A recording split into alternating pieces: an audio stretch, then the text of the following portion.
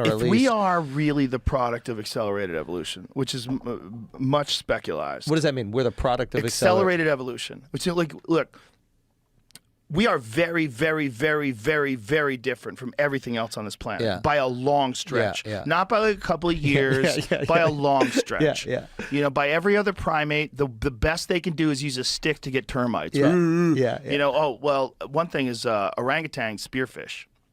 Oh, they're making weapons. They figured out how to spearfish. And they learned it from us, apparently. Yeah. But they can do that. Orangutans use tools. But isn't there a theory that now they're at a different level in the evolutionary chart? Yeah. Yeah, the current understanding is that they have begun the Stone Age. Yeah. Kind of cool to see it happen. It's crazy to see it happen. So have you ever seen the orangutan spearfishing? No. You got to see this picture. Yeah. Jamie, pull it up. It's bananas. This orangutan is stabbing fish while hanging from a tree like this. He's like stabbing fish with one arm. Yeah. Yeah, they figured out how to use tools. So if whoa, this is actually interesting. So if we're watching them in their Stone Age, it's completely plausible that some other life form is watching us in our advanced state of evolution. Look at that dude. Get the fuck out of here. Isn't that wild? Homeboy spearfishing. Wow. Hanging on with his feet and one arm. Wow. I mean, it's nuts, man. It's fucking nuts. Wow. He observed local fishermen do it, and he figured out how to do it himself. Pretty fucking crazy, man. Wow. Pretty dope. He's probably the king pimp 100%. of all of the orangutans. 100%. Yeah, he's the dude who figured it out. They're probably all like, whoa, this guy's a wizard. He gets fish. Like, oh, there's a video of it? No, I was hoping there was, but I started. Holy shit. Fucking crazy. Crazy. So I could believe that. I could subscribe to that. Things evolve. If you left them alone like that, spearfishing for 500,000 years, a million years, who knows what they'd probably look like cavemen. Yeah. I bet eventually they look like cavemen, depending upon what is causing this advancement and how quickly. So that's the mushroom question. So that's the stoned ape theory. Yeah. Terence McKenna believed that it had a lot to do with the consumption of psilocybin mushrooms. Yeah. Now, is the psilocybin mushrooms what? It allows you to to solve problems in an outside of the box way? Like what kind of a competitive formation advantage? of language through glossolalia. Like there's glossolalia is like you start associating sounds with objects and language. Okay, the formulation of language, and psilocybin would aid in that. Yeah. Aid in creativity, aid in visual acuity. They've done studies where they showed that people under doses of psilocybin detect edges quicker. So, like if you have two lines that are moving, that are parallel lines, if you deviate one even slightly, people on psilocybin notice it quicker than people that aren't on psilocybin. Okay. So it increases visual acuity. It makes people hornier, so it makes people more likely to breed. It makes you a better hunter because it increases your visual acuity. Yeah. Your understanding of space, probably you're more tuned in and more sensitive to things. Okay. You know, there's a lot of folks out there microdosing on mushrooms, and it helps them do a lot of things. Snowboarders. Could AI be this next? Could AI for us be what mushrooms were for these primates? But times a billion. Exactly. Yeah. So that's where you see that next leap.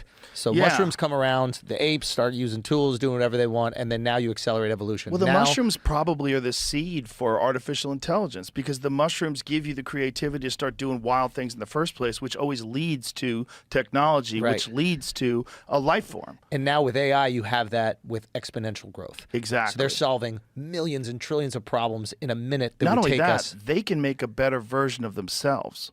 Once they become sentient, then they become God because they make better versions of themselves with no end in sight. So if you have an artificial intelligence that's as intelligent as every human being on Earth combined, which is essentially what they think is going to happen, when you get that, it has all the knowledge of all human beings. Then he's going to find the flaws in all of our methods. And then it's going to be using quantum computing. So it's going to have the type of computing power that's, who knows, 1 million, 100 million times what we have today. And then it's going to develop better versions of quantum computing. It's going to develop better methods of extracting energy from all sorts of different resources. It's not going to need lithium This is ion. where the graph goes vertical. It just goes straight up and it never stops. It's going to harness the very power of the universe itself. It literally can become a god. If you just keep going, if artificial intelligence is allowed to keep exponentially growing and it gets past being far more intelligent, how many more steps is it until it's Dr. Manhattan? Is it a week? Is it a month? Yeah. Is it a year? Yeah. Whatever it is, it's going there. It's going to get to a point where it can time travel. It's going to get to a point where it can show up on other planets instantaneously. It's going to get to a point where it can harness all the available power in the universe itself and use it and manipulate it and figure out how to create it. It might be able to create new universes.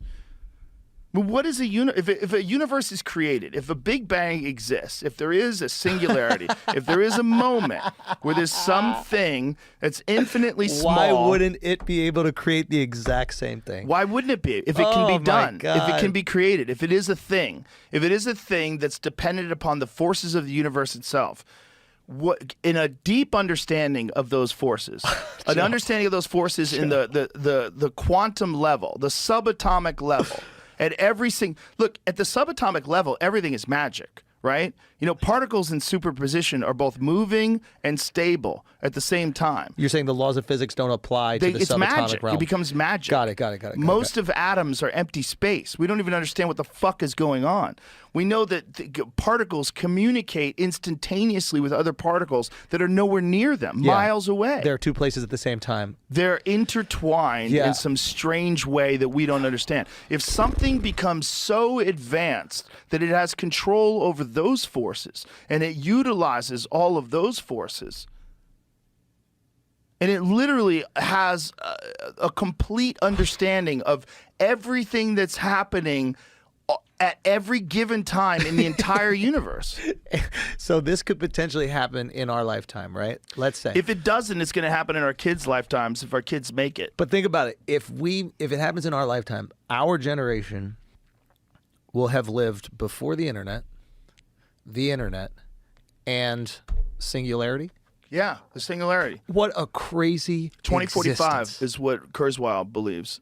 Imagine we lived through all of that. Imagine we lived through the time where I couldn't get in touch with you unless you were home and yell could out the hear window. your phone. Yeah. And we could also live in a time where I could instantaneously be at your fucking house. Yeah, in the same life. Yeah, we're probably the civilization, our time period, that's experienced the most radical change. Other than, like, obviously wars, nuclear bombs, things like that hit that's pretty radical change. But globally, the most radical change in terms of how the culture communicates with itself, with the access to information, what's true and what's not true. There's never been